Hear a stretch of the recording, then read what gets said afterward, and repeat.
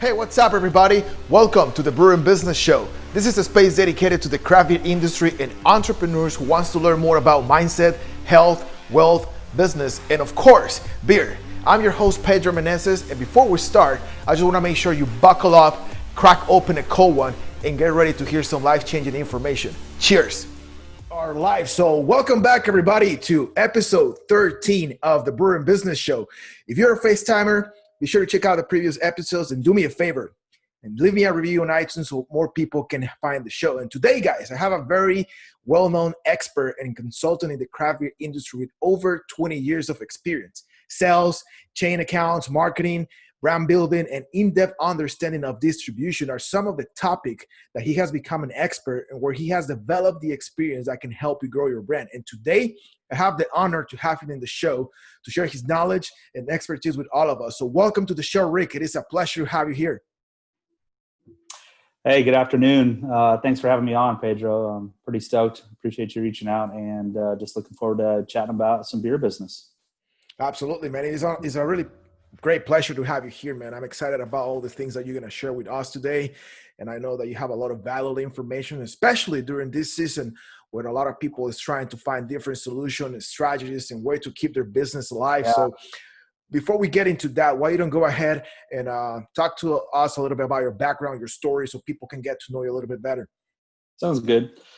So I've been in the beer business now since October of 2002. Prior to that, I was in the restaurant business. So when I say over 20 years experience, food service, restaurant as a retailer, right? And then my distribution business and working for a brewery, a top 50 craft brewery, for 4 years. I left there 2 years ago. But, started out when, selling beer when people couldn't even spell IPA, craft beer, right?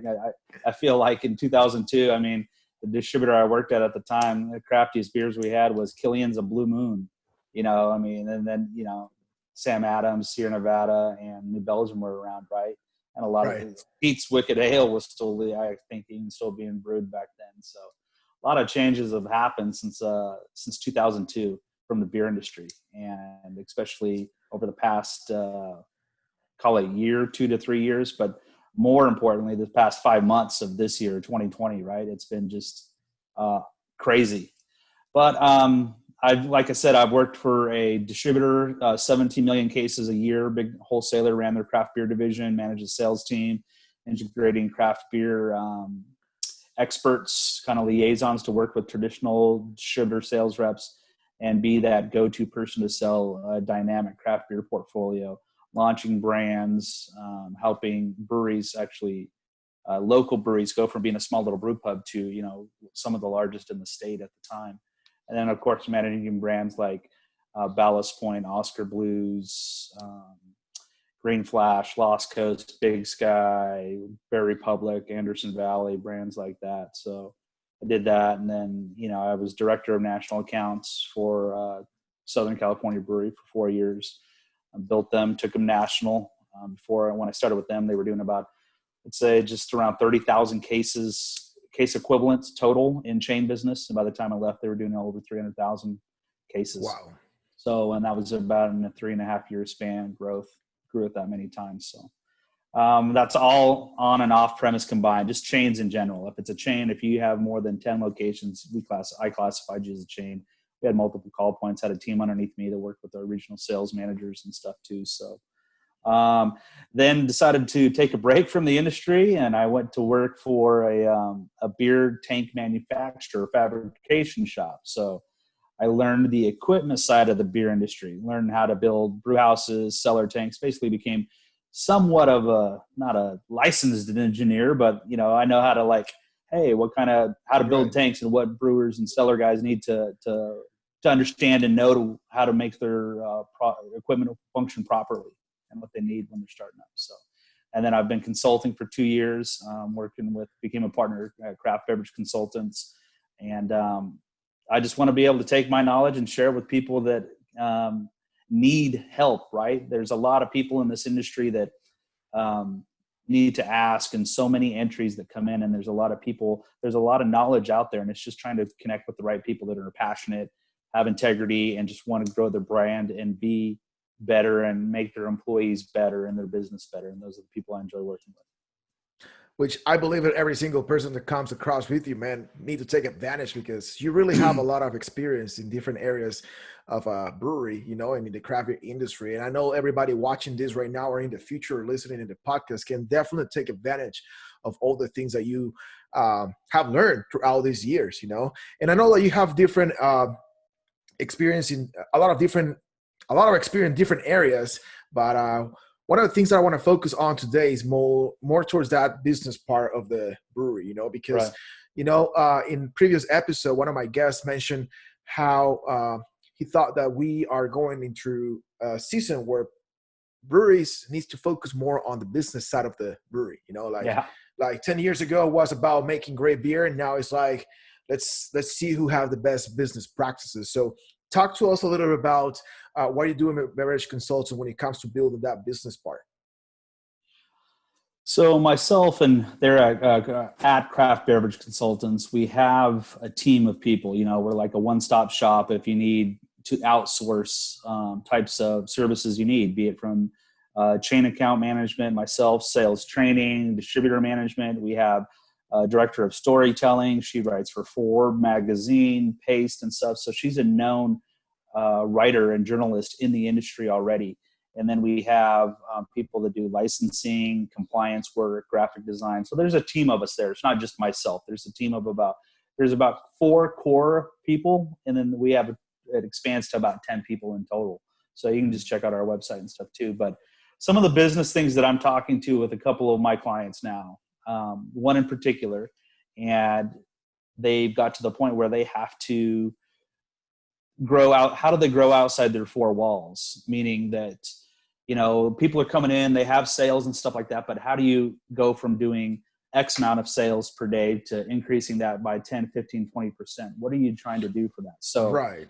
it's helping them go in and spend time with the staff management team in place and figure out what their processes and procedures are, and looking at that, the functionality, simple things from packaging to branding to how you store your beer in the cold box, and in order and flow, first in, first out, to load trucks more efficiently, things like that nature.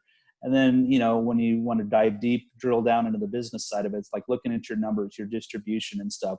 How are you measuring that? Are you looking by on and off premise? Okay, those are the 2. Then you've got to start, are you looking at C-store, convenience, liquor store, grocery channel, drug channel, like things like that? Then on premise, are you focusing more on the tap houses, the rotation nation places, or are you looking to get into some chain business, like say a Buffalo Wild Wings? What are you looking at there, and trying to find some benchmark goals and really understand where they are with their business currently, and set up some measurable metrics to figure out where they want to go, and then provide some expertise on how they can get there when it comes to that. Right. And, right now we're seeing a lot of influence from the e-commerce in the industry. What is your perspective from how breweries can implement more like an online ordering service, or like? Right. I think it's a huge opportunity. Great point there as for the whole e-commerce thing. There's the big e-commerce platforms that are out there, Drizzly, Amazon Prime, if you have that in your own area. But I think is what breweries should focus on, if laws are applicable in their states, which during the whole COVID thing, because liquor laws are regulated by states, right? So each state has given some people autonomy to be able to, who couldn't do to-go sales or things like that, and we're giving them that option. So if you can implement, if you have swag and hats and t-shirts, an online store already that people can buy stuff, stickers, you should start putting your beer on there too, so they can just come up, do like the curbside service and pick it up and have it pre-ordered, ready to go, and pre-packaged. So when someone comes in, hey, I'm here to pick up my order, and offering that opportunity. And if you can, maybe think about getting an app, building an app for mobile devices, tablets, phones, things like that, and investing in that business. Because think about where we are with technology now and where we were 2 years ago, 10 years ago, 15 years ago, how more how distant it's getting, I guess is what I'm trying to say here. How we're more on our phones than ever. We're all this, and it's so easy. There's an app for that, right? We've heard there's so much you can do. And I think investing now in the IT, the piece of your business is going to set you apart for the future. So it's good investment, good money to spend. Yeah, absolutely. I totally agree with you on that because, like you just mentioned, e-commerce and all the online stuff, it's been going on for a couple of years already. I think, from my opinion, from my perspective, the craft beer industry is one of the latest industry that has been affected about e-commerce and all that stuff. But during this pandemic, it's just everything changed from overnight. It's crazy how Yeah. everything just turned into social media, into online sales, into starting creating this content and all that stuff. I know that you're a marketing expert too, and one of the things that I like to encourage my clients is that they, at some point, they can become their own little marketers. At some point, things that they can take care of. So, what is Yeah. your perspective when it comes to marketing? Because I think that's another thing that a lot of breweries lack at this point, even right now. When it comes to marketing, what are you trying to do? How are you trying to market your brand? Now, I encourage people to break it down by segment. Like, do you just want to just market for your tap room and your tasting room and market that so customers come to you where it's brewed and packaged and served? You want to market it there? So that's one option of marketing. Then you got to think about the option of marketing your brand to, if you want to sell kegs, if you want a bar or restaurant, have across town to carry your beer on tap, are you self-distributing? You got to think about that. Or are you looking for a distributor to sign that they can be sold to if self-distribution is not available or an option for you in your market?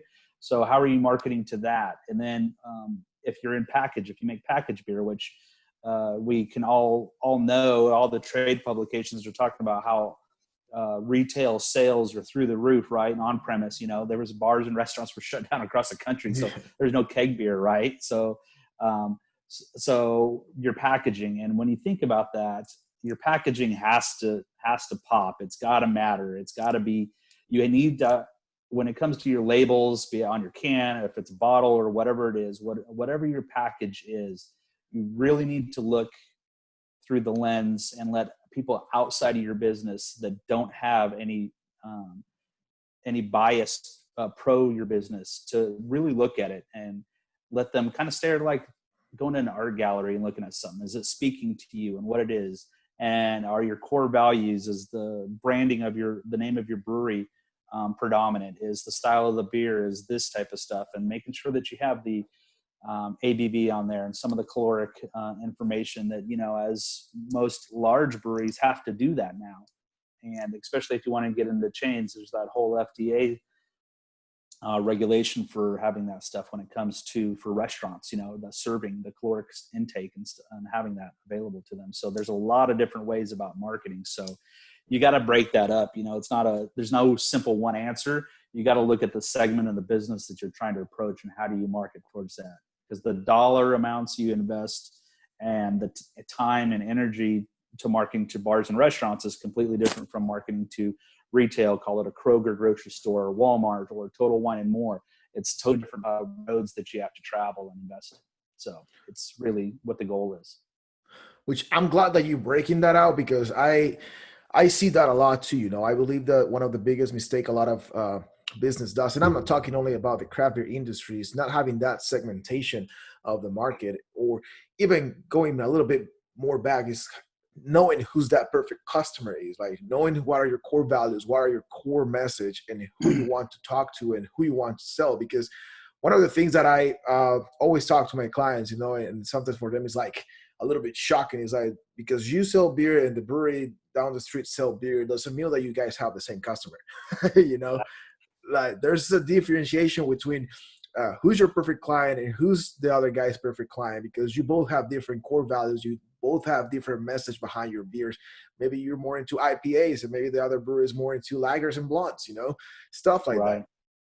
Yeah. And it's, another, one of the guys on our team, Jonathan, who does a lot of SEO, target advertisement and stuff like that, marketing that helps with breweries and clients, and we work here at Craft Beverage Consultants. We work with breweries, wineries, distilleries, even on-premise accounts that need stuff like that. So we do it all. We cover all channels. But I was talking with him just recently I'd say about 10 days ago, and he's got a new winery client who knows that people travel to that area to go to tour different wineries and stuff, right? And so he's doing some target advertising where if people are liking a lot of white wines in particular, or call it IPAs, since we're talking about craft beer, right? Someone's a huge IPA fan and stuff, and they're coming through town and they're traveling, and they happen to be in the passenger seat, and they're on their phone, Facebook, or whatever app, social media app you want to do and stuff. You can do the target ads for that, for it to pop up and have those ads come into place and really market towards your customers that way. And, there's things that you need to think about when it comes to that too.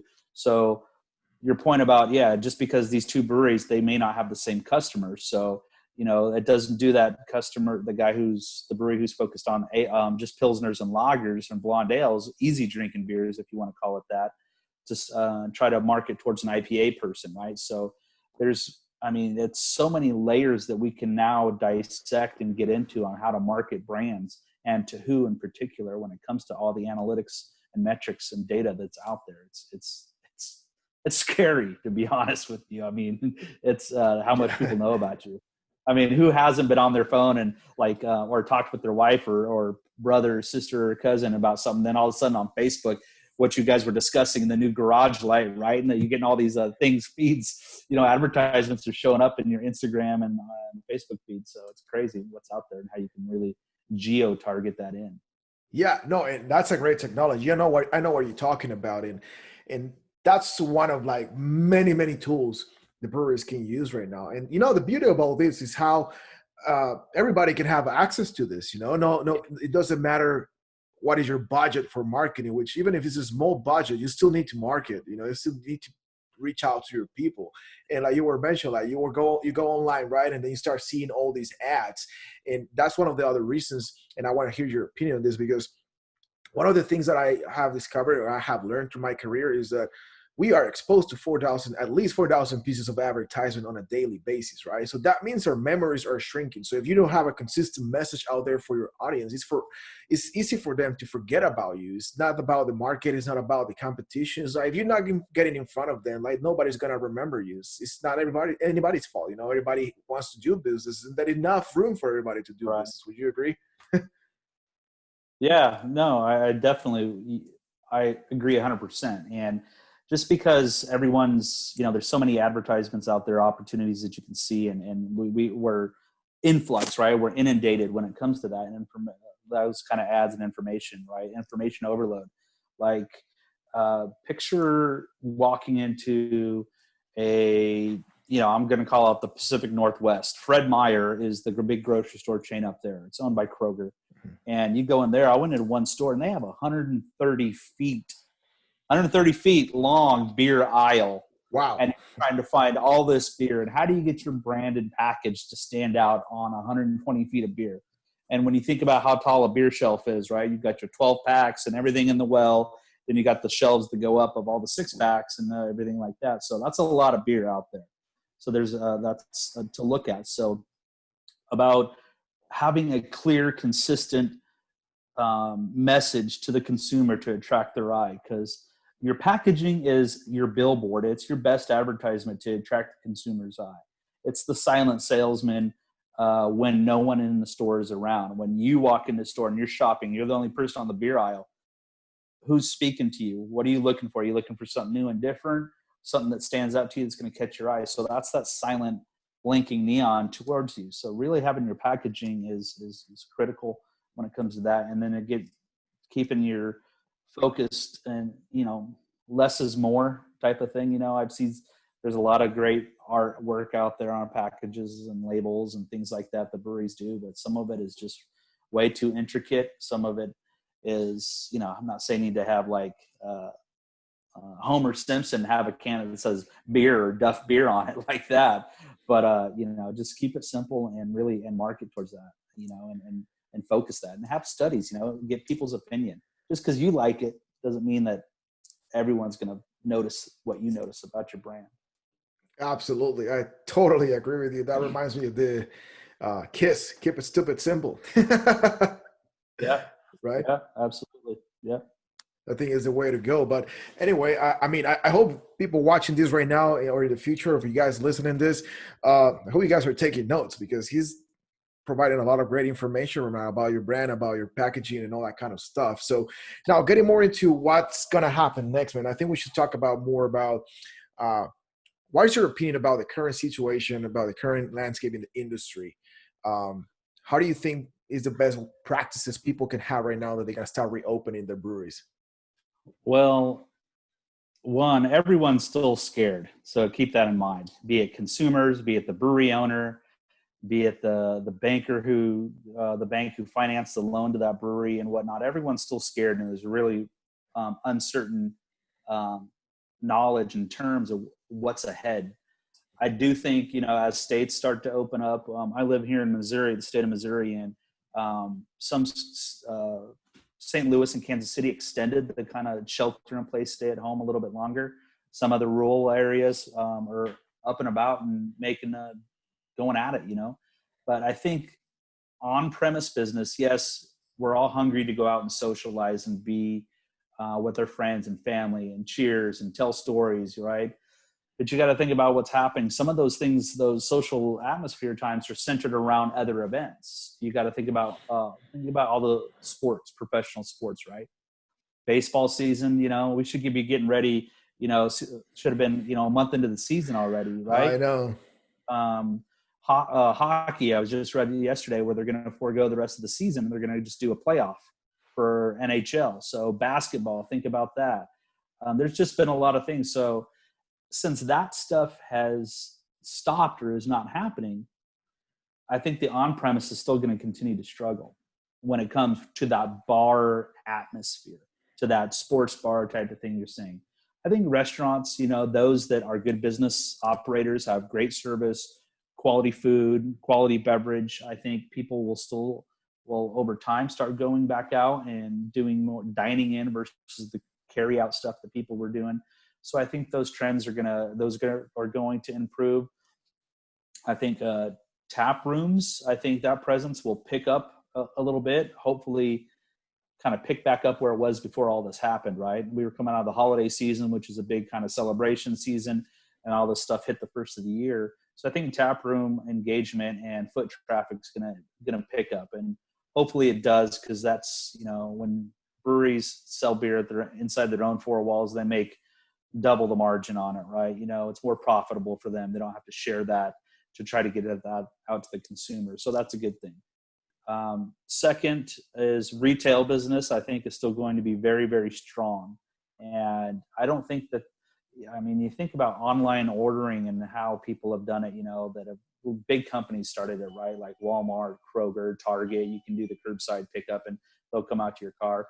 But like we talked when we first jumped on here, if you can do that for your brewery too, where someone can come and load the keg into the car for them when they're having a birthday party or family reunion that they need a keg or a beer for, do that. Not to say that you didn't do it before when they would come into the tap room and you'd have a bar back or someone go out there and help them do that, but just give them that option to just come in and make it quicker. Think about it as table turns, like a breakfast restaurant. You see how fast they try to turn over tables, right? Because low margin, you've got to speed up your service. So retail is going to still continue to be big. Online purchases, looking at stuff. I've got a couple of clients that I'm working with right now that I've reached out to some of the big retailers like Total Wine and to Walmart to get all of their graphics and their new beers uploaded to their database, so it's showing available to order online and have ready for pickup when they need to pick up their milk and their bananas and chicken breast or whatever it is too. So that's another thing that I'm working with breweries to remember. What's your packaging look like? Have you done a brand refresh? If so, how long ago did you give new graphics to the people so they can have that for the online ordering now? So that's very key. And it's an election year, so that's another curveball that's coming into all this that we're talking about. Then we're going to be into the holiday season, and with the economy the way it is, spending and stuff. The rest of this year it's not going to just like Q3 and Q4 are not going to make 2020 flat for everybody. It's just not going to happen. You're going to be down. and it's going to be tough. I gave the analogy to one of my brewery clients, the owner, yesterday in an email. I said, this is a knife fight more than ever right now with all the breweries, right? And your guys are all fighting to try to get into the space and attract consumers. And then you're also going up against the huge craze, what we call hard seltzer craze that's going on, right? We're into our third year of hard seltzers going into it, right? And I think breweries should make a hard seltzer. I think if you have expectations of thinking you can go and potentially take market share from Truly and White Claw and Bud Light, you don't have $100 million to do it. So you need to just offer it to those consumers, sell it out of your tasting room. Don't think that you can go and get 400 points of distribution for spring 2021 resets with Bonds Albertsons or Wegmans or anyone, or HEB, right? It's just not going to happen. I mean, because you don't have the marketing dollars aren't there. And it's like, you really want to be known for that too. It's like, if you make awesome stouts and porters and IPAs, keep doing that, but at least make a seltzer and offer it to them. But don't bank that if I start making seltzer now, I'm going to turn my numbers around. It's just not realistically, and I'm just being real. I mean, I can help you with marketing. I'm helping one of my clients try to figure out how to market the brand and get it out there. And it's got to be clear and distinct, and it's got to be something different. And it's got to be really, really good too, because to get someone to switch from White Claw or Truly to pick up your neighborhood craft local brewery and your zip codes hard seltzer, and the price point, it's going to be tough. So seltzers are going to continue to be a big factor moving in throughout this year as well. Well, that's really great information right there, man. I hope you guys are taking notes because I think this is very important to consider. And like you said, I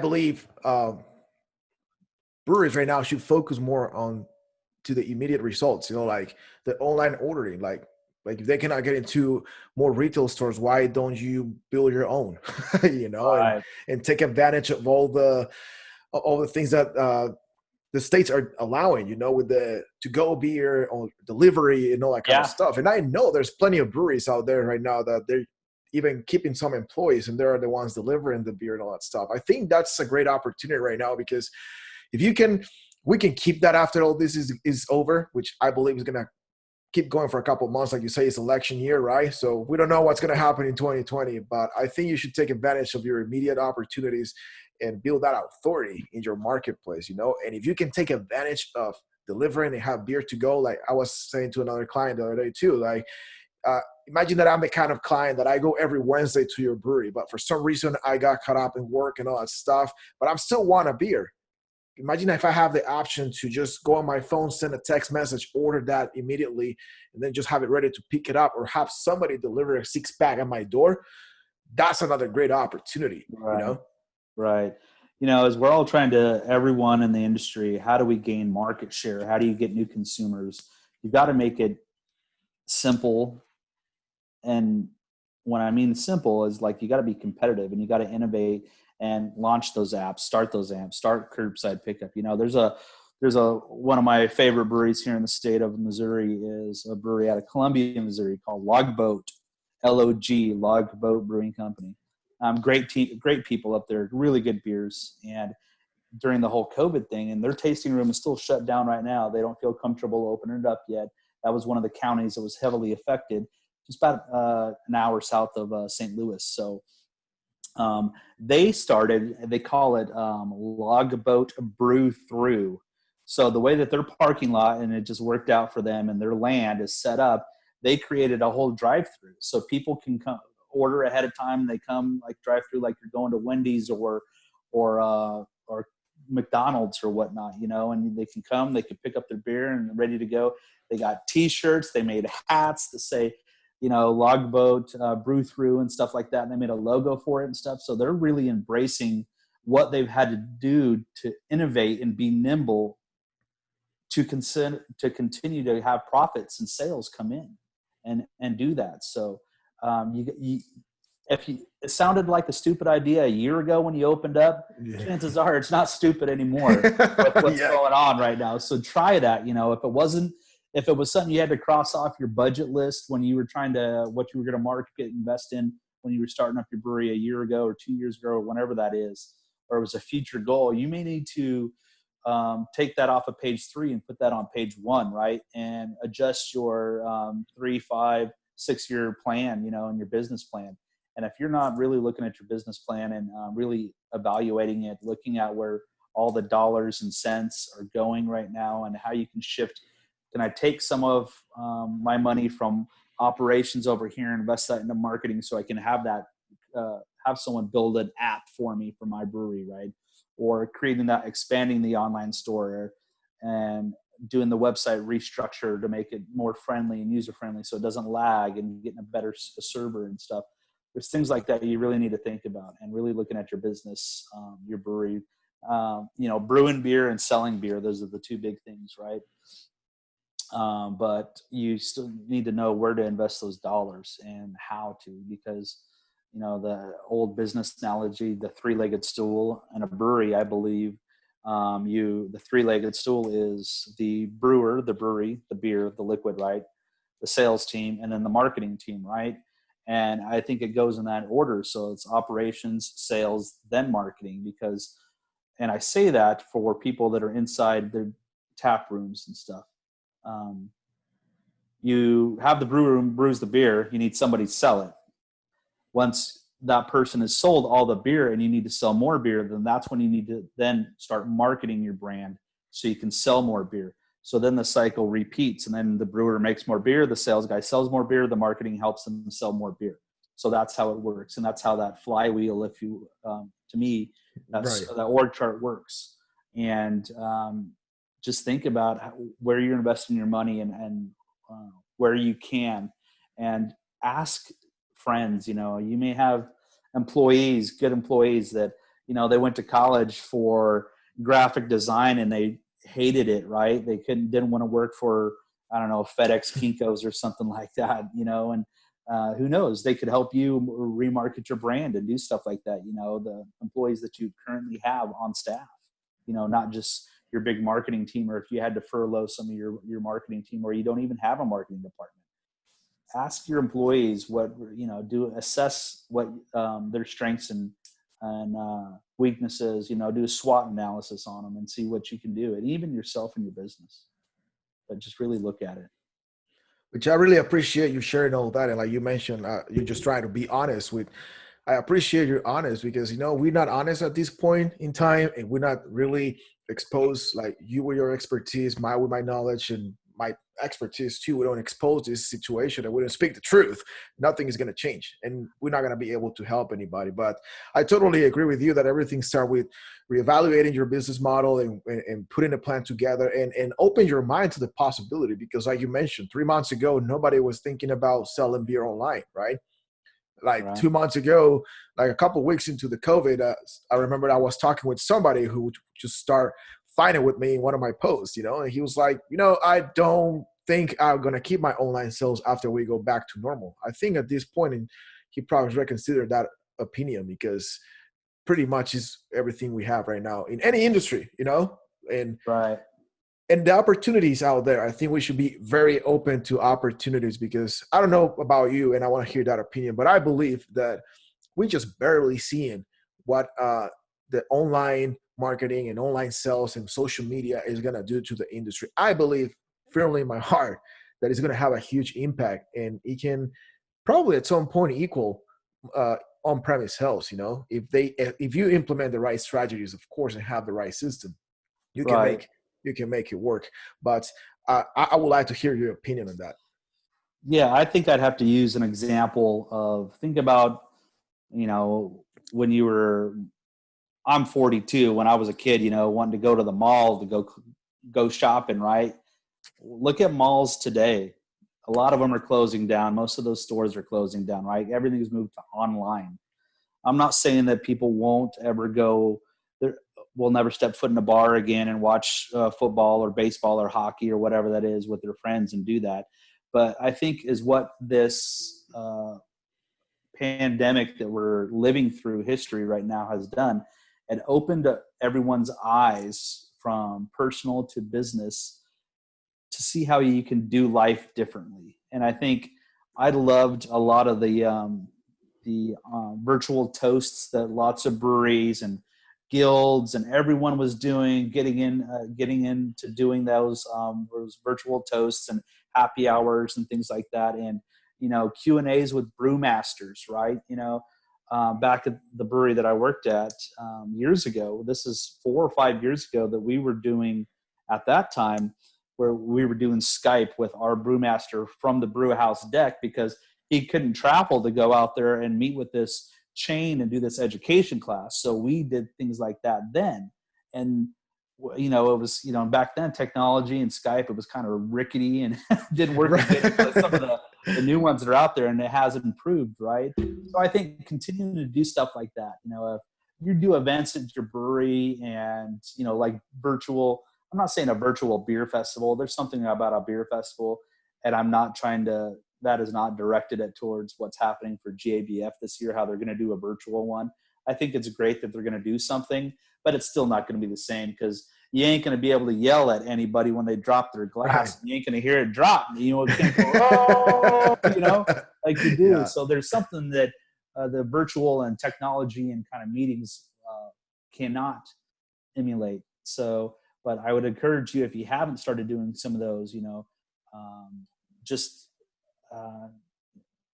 connect, get your brewmaster, your production guy, whoever that face is for your brewery, to sit down and host something like that and just dissect the beer, how they brewed it, what was the inspiration, the ingredients, the flavors, anything that is in the tasting notes of the beer. Do that with people. I mean, I started seeing it. I'm a big fan of spirits as well, and bourbon, like most of America as well. And I tuned into Buffalo Trace started doing it, and Harlan Wheatley, the master distiller, he was doing the virtual tours. And last Wednesday, he was taking a tour around the fermenters and showing 400,000 gallons of beer, as they call it, wort going in there for fermentation and stuff, coming right out of the cooker and getting ready to ferment and stuff. It was pretty neat to see all that kind of stuff. So I took time, and I'm learning and looking at this stuff, and I'm following online. So I think consumers like this now. I think it's a different side of, like, when you go to the brewery, you see all the shiny stainless steel, and yeah, that's beautiful and great and stuff. But sometimes the brewmaster is not always there, and you don't get a chance to talk to that person, really have that connection. Now they can. I've seen Mitch Steele of New Realm Brewing Company. He's been doing every Friday, doing a live feed and stuff like that, and talking beer and just going over it with people. And it's really cool. And I think people can tune in that can't travel and get to your place, or they don't feel comfortable going out. You have that personal connection. You're inviting them into your house. It's good. And I think it should continue. And if you're not doing it, you need to be doing it. One of the reasons why I like to have these conversations, because when I hear your ideas and the things that you predict for the future, or things that can help brewers right now, my brain just go 1,000 miles per hour and have all these crazy ideas, And I was just thinking right now while you were talking, like all these like virtual tours and all that kind of stuff. Like, let's use the example of the churches, right? I know that that's way the other extreme from breweries in the craft beer industry, but a couple of years ago, right, they started transmitting the live stream of their services, right? Yeah. Like, they have people in the church, and they have people watching online, like thousands of more people. So Imagine the opportunity to, like, let's say you have your trivia nights, or you have live music, and at the same time that you have people in your tap room, you can be transmitting that live feed to your social media and reach out more people and have people enjoying that, people that couldn't probably go to the concert or something like that. It is incredible how everything is, the opportunities that I believe we're going to start seeing. And like you said, no, it's not going to change the fact that people is going to still walking into your tap room, because I'm that kind of person, even that I'm only 32 years old, I still don't get used to buying stuff online. I like to walk into the tap room and grab a beer there. That's just who I am. But it's not going to change. But the opportunities to get your sales to the roof is just available now. So you connect with more people because you're out of reach. Maybe where I live and where you live, and you see that you tune into the Buffalo Trace one I mentioned, or with Mitch Steele at New Realm, and hey, next time you're in Atlanta, you go there, right? Or when you're in Virginia, you go to their brewery in Virginia. And hey, I was on that live feed and I saw that, or I saw a clip of it that a buddy shared or something like that. We're talking about marketing, right? That's a great form, word of mouth marketing. What better can you get when you're hearing it straight from the people that are making the beer and doing that? So, and if you can, if they've got the personality and they can connect, or whoever that face is for your brewery, get them out there, man. Do something like that. Implement that program to do that, and I think you're going to see an increase in your brand awareness. And I think that's the biggest thing, and what the struggle of the industry is now with over 8,000 breweries, or pre-COVID, I should say 8,000 breweries. And it's unfortunate. There are some that have shut down or are in the process or continuing maybe this week or next week, or who knows, it's going to shrink. And having brand awareness and to market your brand is the hardest thing to do in the industry right now, because there's so much out there. And there's more breweries in America now than ever, I think when we hit over 6,000, I think prior to Prohibition, there was just under 6,000, or just smally under. And now that we're above that, we've preceded that, right? And the population's more, beer is more open. You can take your kids. There's baby changing tables in some breweries. The food, the dining, the experience. It's more acceptable, right? It's not like, never. Leave It to Beaver's mom never would have took them to a brewery, right? Yeah. Back in the day, or the Partridge Family. So I think it's changed a lot, and it's great that it has. It's made it more personable, versus just a brand that you're buying. You can have a personal connection with it, and that goes a long way. Absolutely. Yeah, like you were mentioning, like those tours or those like educational marketing, pretty much, educating your audience about your beer, why you brew this beer, what ingredients you have in it, why is this called an IPA compared to what is a lager, for example, and all that kind of stuff. Those are things that attract a lot of people. And I think if you can educate more the audience and put more education about beer out there, I think we can attract even more people that likes to drink Bud Light, and to go and visit the local tap room. There's so many stuff, man. I really have enjoyed this conversation with you today, man. I think there's a great information here that people can take advantage of it. But we've been almost for an hour here, so I think we should start wrapping this up a little bit. So one more question, man. Two questions. First of all, where they can find you. And that will be the first question. So we can always drop the information later, but where they can find you, where they can get in contact with you if somebody wants to hire you, maybe have a consultation with you and all that stuff. And second, what will be one last piece of advice that you can give to this audience before we finish this interview? Gotcha. So to find us, it's simple. Craft Beverage Consultants, that's plural, consultants.com. You can see our whole team of people up there. There's a bio for everyone and everyone's expertise. We do have a Facebook page that we share and stuff with our clients on as well, so you can reach us via Facebook. Myself, I'm on LinkedIn. Rick Laxague, Laxague. My partner Jacob Halls is on there, Halls, Jacob Halls. So you can find us on LinkedIn. We don't have a company page yet for LinkedIn because there's someone that has a LinkedIn page called Craft Beverage Consultant. So we're in the works of trying to figure that out and get that, see if we can get it from them or whatnot.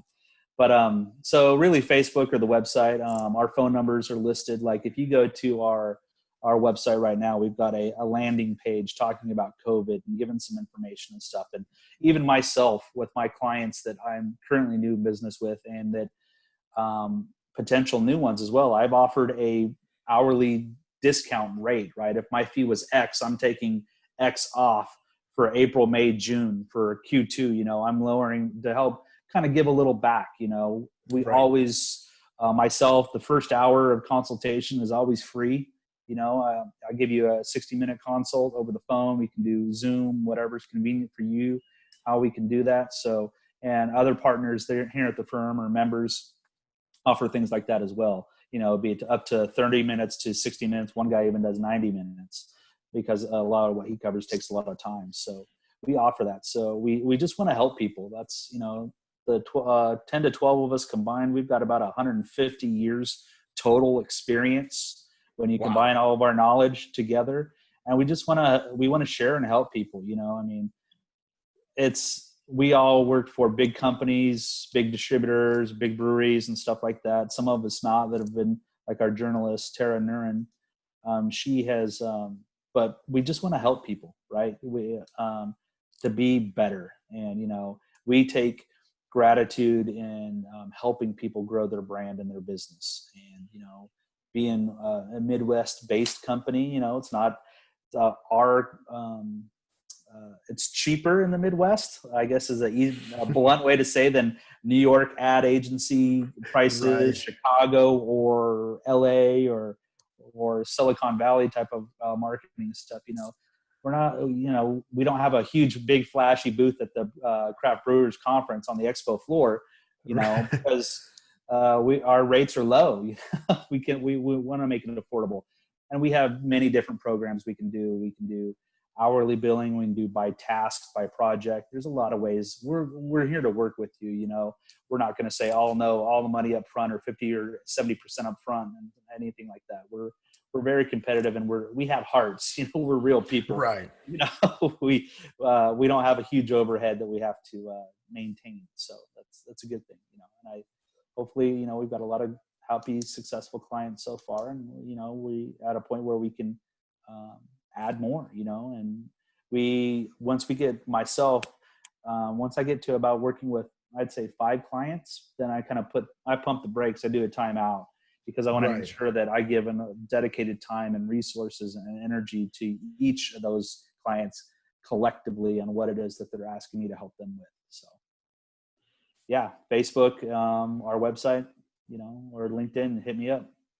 Awesome, man. Thank you. Appreciate you for that. And that's the reason why I'm glad you're here on this show, because the whole purpose of this podcast and put in everywhere I can is to provide valuable information, resources, and tools for the people in the craft beer industry. So now, man, just that piece of advice that you would like to give this audience. I think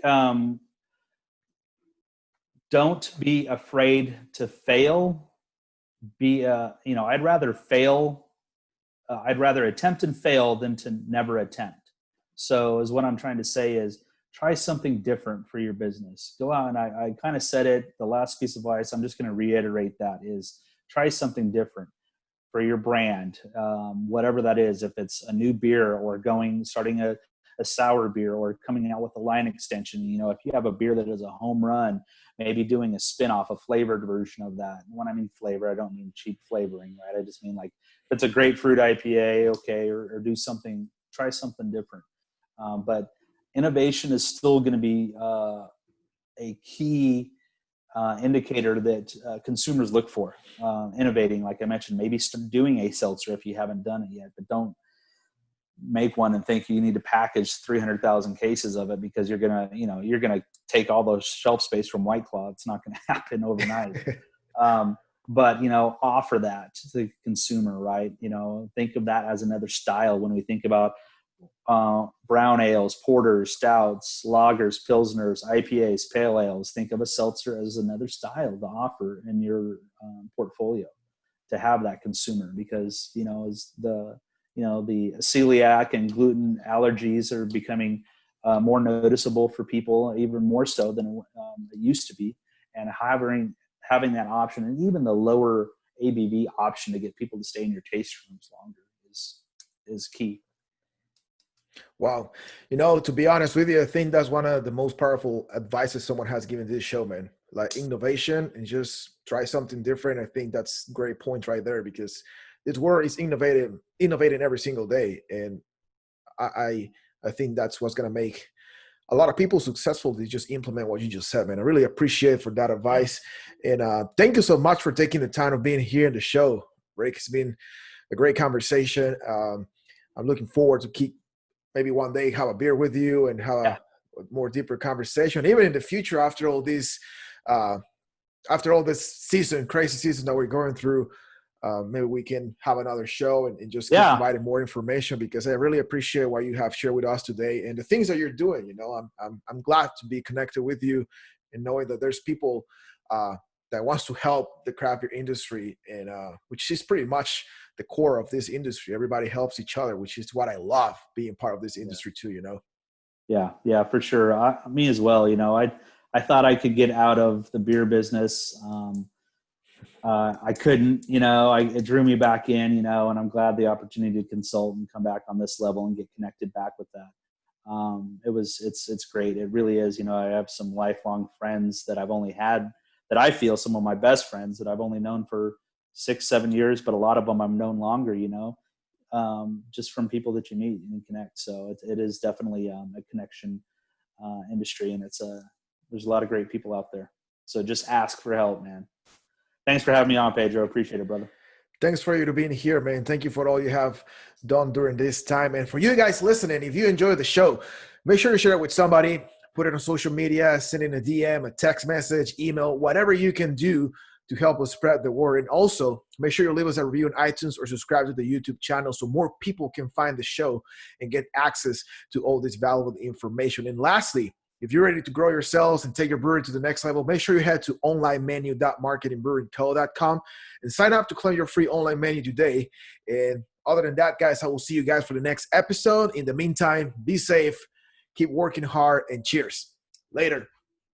Hey guys, thank you for watching. This show was brought to you by the Marketing Brewing Company, an industry-leading marketing provider and coaching firm. If this episode have provided with valuable information for you and your business, make sure you subscribe to the YouTube channel. And if you know somebody who needs to hear this, share it with them. Send me a text message, a DM, put it on social media, whatever you can do to spread the word. And lastly, if you're a brewery owner ready to take your business to the next level, make sure you head to marketingbrewingco.com and fill out the form to get started and get your free assessment of your current marketing and sales strategies. I will see you guys for the next episode. In the meantime, cheers.